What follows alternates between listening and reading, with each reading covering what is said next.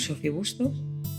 He tenido el placer de publicar en marzo de 2022 con la Universidad del País Vasco en la serie de Historia Contemporánea el libro que se titula La nación no es patrimonio de nadie, el liberalismo exaltado en el Madrid del trienio liberal. Con motivo de la celebración del bicentenario del trienio liberal, existe un renovado interés por este periodo.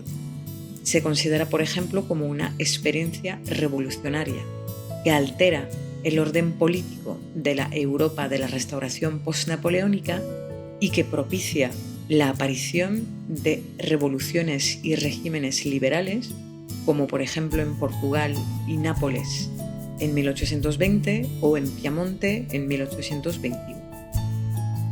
En este contexto, mi libro es un ensayo de historia local para entender mejor el desarrollo del trienio liberal en España.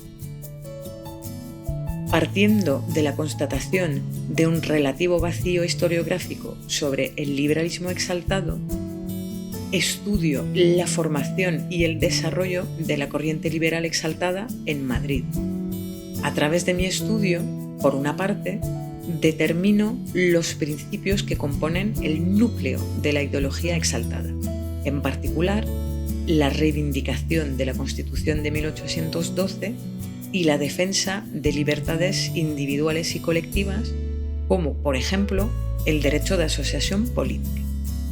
En definitiva, con este libro busco aportar nuevos antecedentes al debate sobre los orígenes del pensamiento radical en España y pretendo contribuir a superar la imagen sesgada del trienio, considerándolo como una experiencia de la modernidad política.